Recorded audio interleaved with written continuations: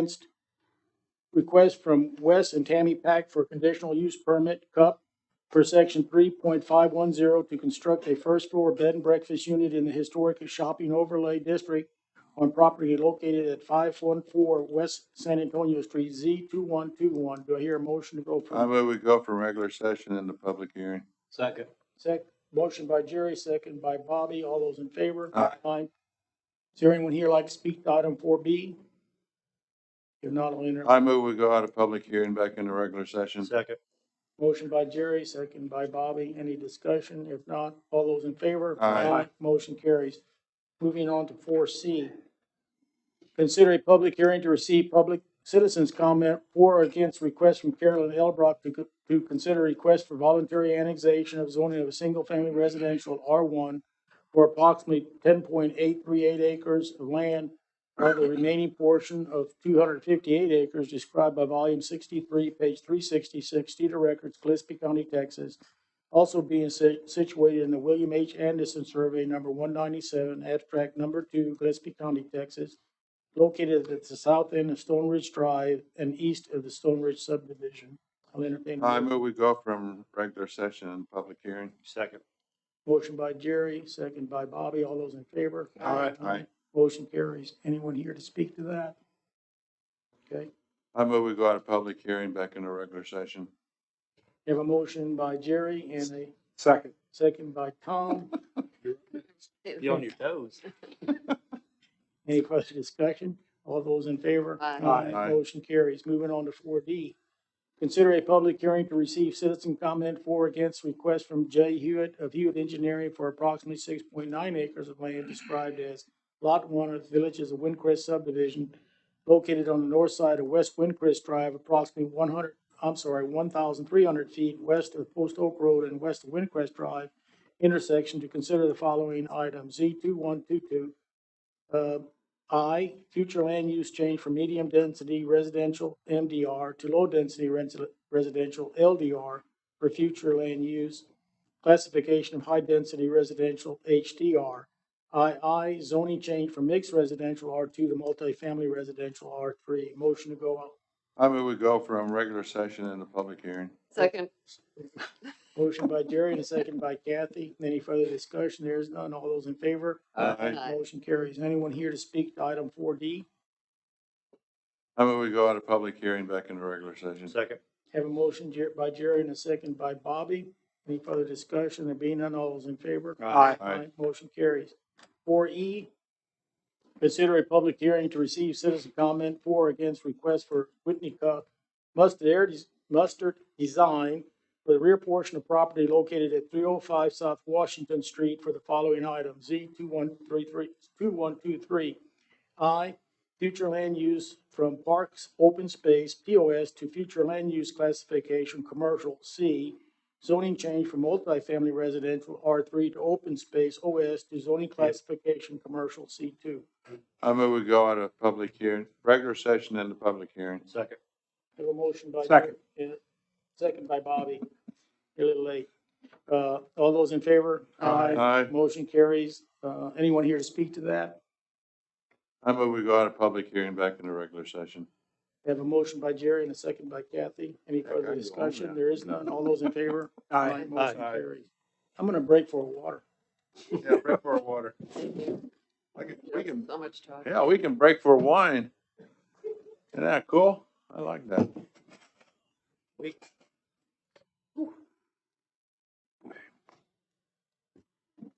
Okay, moving on to 5A. Consider the approval of ordinance 2021-30 for voluntary annexation of approximately 10.839 acres of land in the William H. Anderson Survey number 197, abstract number 2, Gillespie County, Texas, located at the south end of Stone Ridge Drive, east of Stone Ridge subdivision, extending the corporate limits of the city of Fredericksburg, Texas, so as to include the said territory, granting all inhabitants and future inhabitants of said territory all of the rights and privileges of other citizens of the city of Fredericksburg, Texas, binding the inhabitants and future inhabitants of said territory by any and all acts, ordinances, resolutions, and regulations said by the city of Fredericksburg, Texas, and amending the zoning ordinance of the city to establish zoning district of said territory R1 as R1 single-family residential. Jason, would you like to speak to this? Yes, very simple request, on the R1 zoning. This phase 11 of the subdivision was previously approved as part of the development and annexation agreement. The R1 zoning is in line and consistent with the proposed development and use. We did have a couple of people speak at the P and Z meeting. Their concerns were drainage. So we discussed the engineering process and the review process. And I pointed them towards engineering for any specific questions they have. So staff recommends approval of the requested annexation and zoning request, with the caveat that it not go in effect until January 1. That was the one request discussed. Since we're the developer's firm that represents them, I'm going to recuse myself.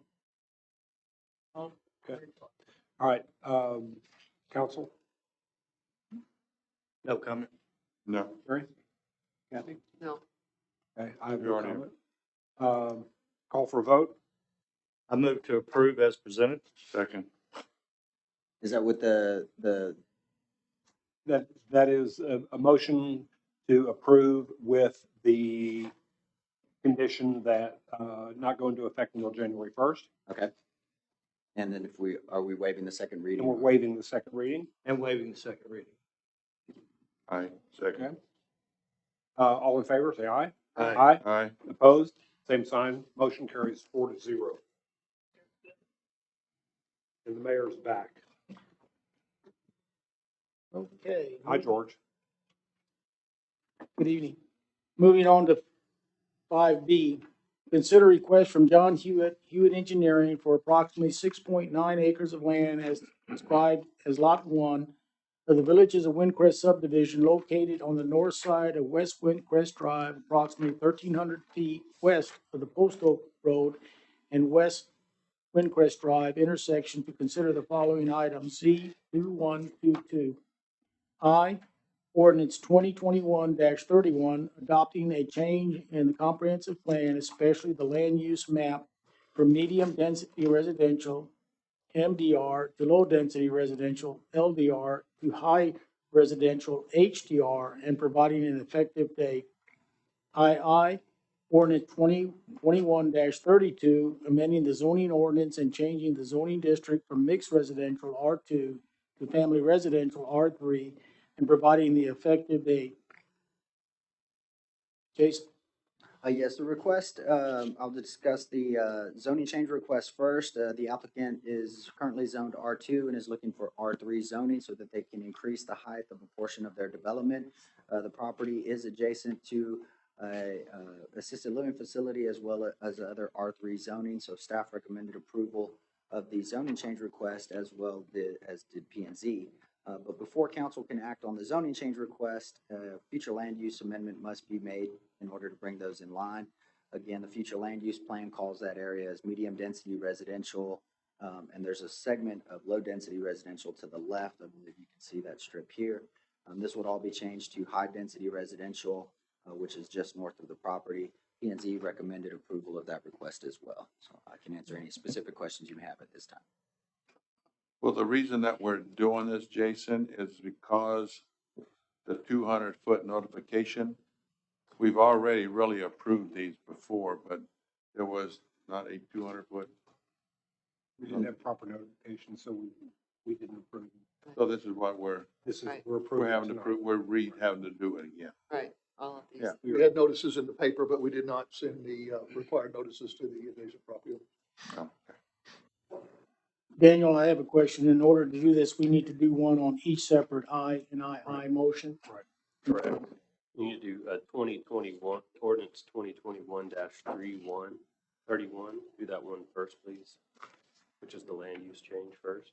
Would it be best if whoever makes that motion to read it as such? I'll do That's Okay, fine. okay. Any further discussion? Kathy, Don? No. Bobby? Okay. Mayor, I move that we adopt the change in the comprehensive plan, especially the land use map from medium density residential and low density residential to high density residential, and provide for an effective date and waive the second reading. That's ordinance 2021 2021 31. 31. Have a Second it. motion by Tom and a second by Kathy. Any further discussion? There being none, all those in favor? Aye. Motion carries 5-0. I entertain a second motion on the second item. Mayor, I'll move that we amend the ordinance 2021 32, amending the zoning ordinance and changing the zoning district from mixed residential R2 to multifamily residential R3 and provide for an effective date. Second, waive the second reading. Have a motion by Tom Second. and a second by Bobby. Any further discussion? There being none, all those in favor? Aye. Aye. Aye. Opposed, there is none. Motion carries 5-0. Going to item 5C. Consider request from Whitney Cup Mustard Design for approximately 0.5793 acres of land described in the Pedmecki Block B, Lot 9-PT Part, 10-Part, 11-Part, and 12-Part located at 305 South Washington Street. Consider the approval of the following items. Z2123. I, ordinance 2021-33, adopting a change in the comprehensive plan, especially the land use map from parks open space, POS, to commercial C, and providing an effective date. II, ordinance 2021-34, amending the zoning ordinance and changing the zoning district from multifamily residential, R3, and open space, OS, to a zoning classification of commercial C2 and providing an effective date. Jason? Yes, thank you, Mayor. So, again, same as the last case, there's a zoning change request that's being requested. Before that can be approved, there needs to be a comprehensive plan change done in association with that. I do want to point out that this request is being done at the applicant's own volition. They're merely looking to clean up the zoning on their property. If this zoning change request were to be denied, that would not prohibit the applicant from moving forward with the proposed land use. We did receive some comment cards proposing or opposing the requested zoning change. One of them was due to a mapping issue. I believe there is a property boundary dispute with the adjacent landowner. They believe they own the property all the way across the creek. The appraisal district is showing under the current boundaries that you see here. So moving forward, if the only way for us to rectify that would be for a judge to decide that. So if there's some type of ruling or case, then we would adjust our boundaries accordingly, but I'm not aware of any of that right now. I believe it is just a civil dispute. The applicant is proposing 6 short-term rentals. Again, those would be allowed under R3 and the C2 and the zoning district. They are looking at developing possibly a swimming pool roughly in this area here, which may go into that open spaces. Pools are not considered structures. They are allowed to go into these areas in this zoning district, but they do require a floodplain development permit be reviewed and approved. So discussing with the applicant at our last P&Z meeting, she said that may or may not get built. It depends on, because I guess the flood study is not going as well as they thought. But that has no effect on the zoning, so that is a separate matter. But I'd be glad to answer any questions if you have any specific on that. And again, the request does change. The request for the zoning does require the future land use change. In this area, future land use for most of the property is already identified as commercial. It's really just the open space zoning district in the back. So I'll turn that over to you, Mayor and Council, for questions. Gary, question? No, we talked about this last time. Bobby? No questions. Tom? Yes, so the property line dispute, how far does that encroach into the development? I'm not sure where I'm not sure where they believe that how far back that goes into the development. The woman that claims that there's a property line discrepancy just stated that she owns across the creek, but our records and the appraisal district records don't show that. She did not indicate. Show that? I'm sorry? So the appraisal district does the survey show that? Has it been resurveyed? No, not to my knowledge. So is the development basing their development on the existing survey of the property? They are Mr. basing that. Warner's property? They're basing it on the subject area survey that we have. So they did that survey and developed their site plan accordingly. The landowner across the creek contends that she actually doesn't own to the red line here. She's saying she owns across the creek, but we have not seen any evidence of that. Okay, So we have to go by what we've been presented. If she does happen to file suit or works out that boundary agreement with the landowner, then obviously we would adjust that site plan so accordingly. my question is the survey notes that I guess P and Z has seen, and the survey notes that are attached to this property, do they coincide with the, with Ms. Cook's, plans on this? Yes, Okay, all right, thank you. and those are signed and sealed, and ultimately that's what we go off. Kathy? I thought part of the dispute was that property, one of the properties, residential properties, lot line went to the middle of the creek. Was there any discussion about that at P and Z? I did mention the same statements, but they did not go into any in-depth discussion on that. Again, it's ultimately that landowner's, if they show something that is different, they need to move forward and let staff know we've not received anything.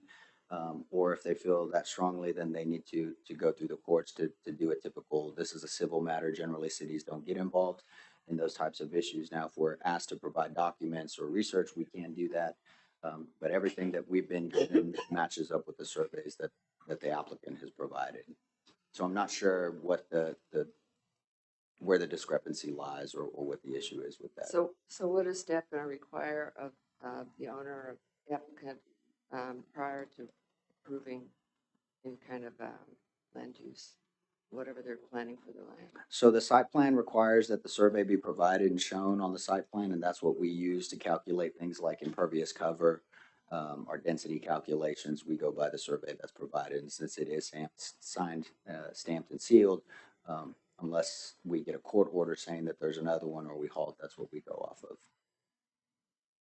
No, the objection I have to this, Mayor, and I'm going to vote no, is because I don't think we should be changing open space to anything else but open space. So I would vote no just for that reason. I mean, there's very little open space in this town, and park space, it's being one of them. It's not public space, but at least it keeps. We have the whole hotel down there in open space. The hotel is in the middle of the open space. Yeah, well, let's stop doing that. Jason, will you explain what the open space zoning is? Yes, so that is a zoning district that is established as part of our current zoning ordinance. I believe the boundaries of that were determined based on the existing floodplain FEMA maps at the time. And so the idea is obviously if these are floodways and floodplains, we don't want a lot of development in there.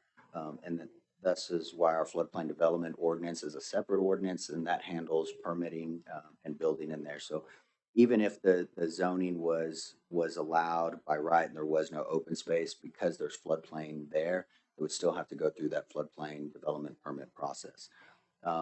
Generally, I don't know the history behind it or the discussions that happened when that was established, but generally you see open space zonings on cities. Ours is a little different. In most other cities, they operate as overlay districts. And so there's a base zoning underneath, and then there's an overlay that may say something like require a floodplain development permit or prohibits accessory structures or something like that. So here in our city, it's an actual zoning category, which the only uses are allowed are parks facilities. Doesn't go into any definitions on those, on what those are. So it's interesting because there have been some properties that I've seen, they have been developed prior to me coming on board where the entire property was inside of that open space. My conversations with Mr. Jordan was that they looked at it more of as an overlay district. And so if the property was completely bounded by R1 zoning, but had the open space in it, that they considered it an R1 zoning district. They were allowed the use, but they still had to get the floodplain development permit to make sure that the house or whatever proposed improvements didn't have any negative effects. Didn't we have this same issue, on, next to Town Creek near, Sunset? Travis and Sunset? Yes, it was a recent rezoning that had come through. Again, my interpretation was a little bit different than prior staff. And so, But those were open space that were changed. They were allowed to develop in that open space.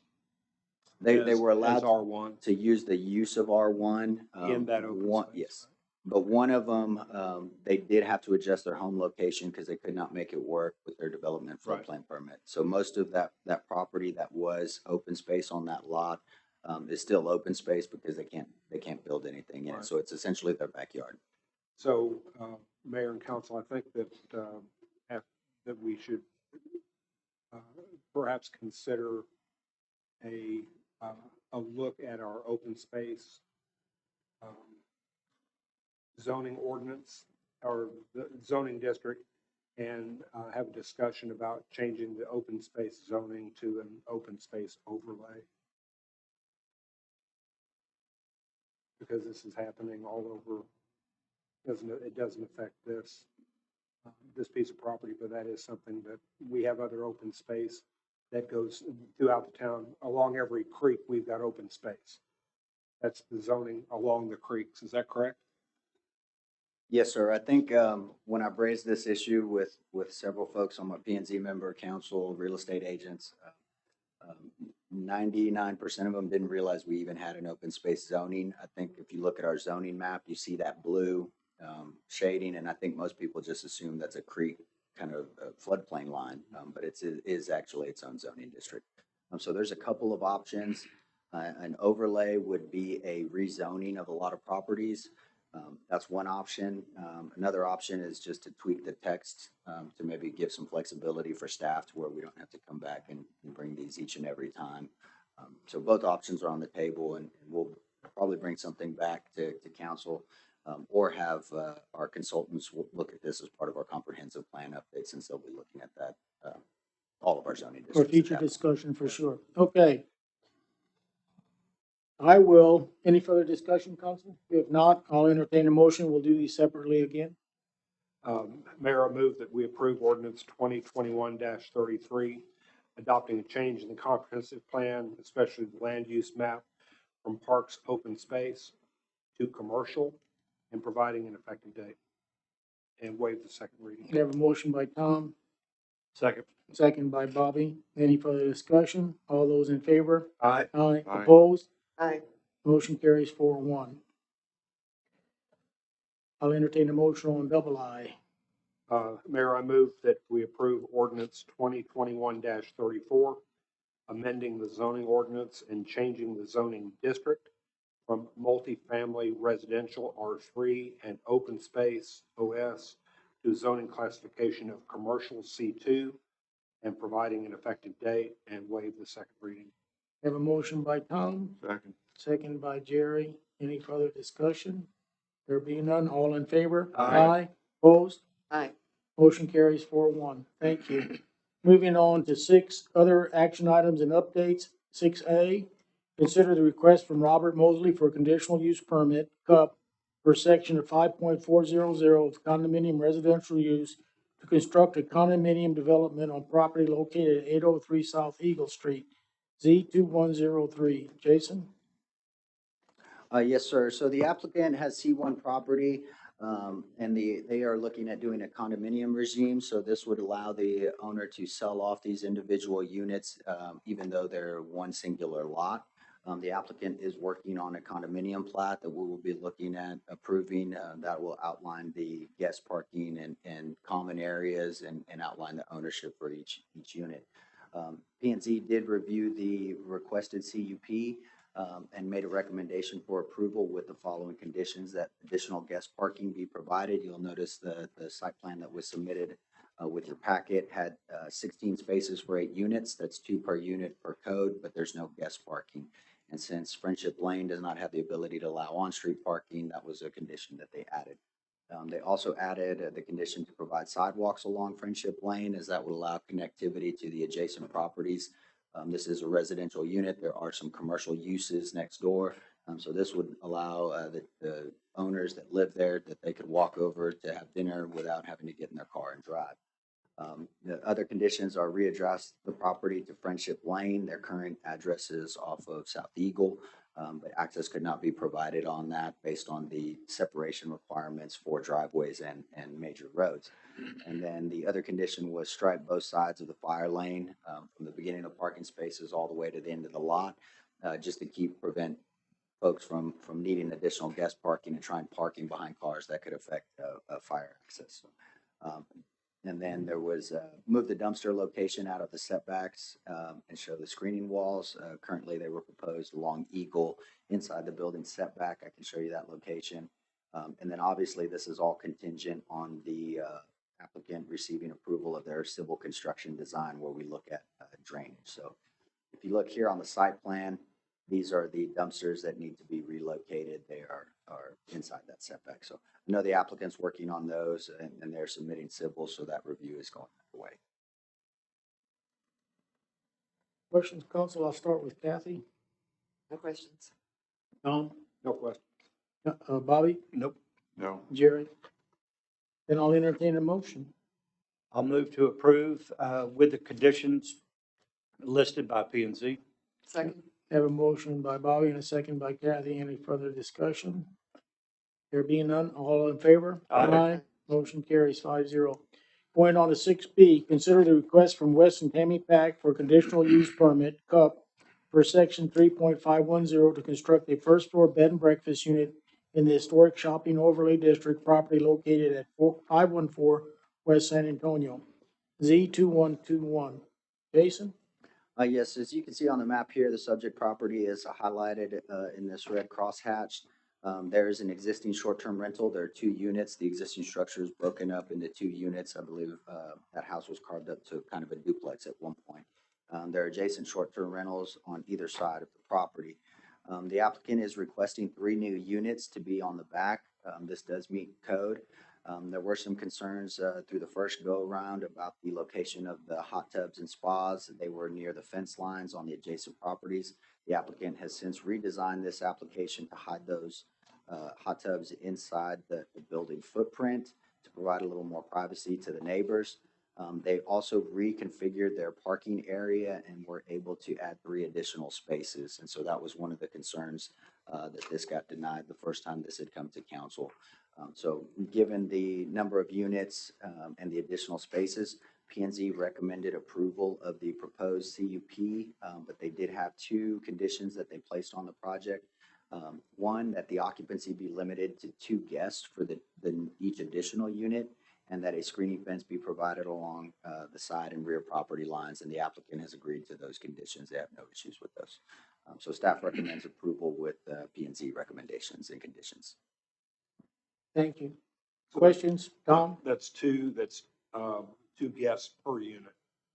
Yes, Correct. 2 per unit of the new Is that ones. only for the new units in the Only back? for the new units in the back. Kathy? No comments. Bobby? Nope. Nope. Jerry? Nope. You're ahead of me. Okay, no further discussion from myself, so I'll entertain a motion. I move to approve the recommendation by P and Z to approve the, let's see, conditional use permit, section 3.501 in the historic shopping overlay district at 514 West San Antonio, Z2121, with the conditions that were set by P and Z to limit to 2 guests and the screening fence be provided along the side and rear property lines. Second. Have a motion by Jerry and a second by Tom. I do have a Is there question. a second reading? I'm sorry. Are those other conditions supposed to be on there as well? Or did I misread that when you were making your presentation? These 2 conditions, those are the ones that are placed on there. Okay. What were the others? Up, scroll that. Yeah, keep going. That was the previous case. Okay, good. All Yes, sir. right. I just wanted to be sure we included or not included that. Okay, we have a motion and a second. Any further discussion? There being none, all those in favor? Aye. Aye. Aye. Motion carried, opposed, motion carries 5-0. Did we get any additional public comments back there on this particular time? George? Okay, so we do not have public comments, for this, agenda. Uh, with that being said, we have item number 8.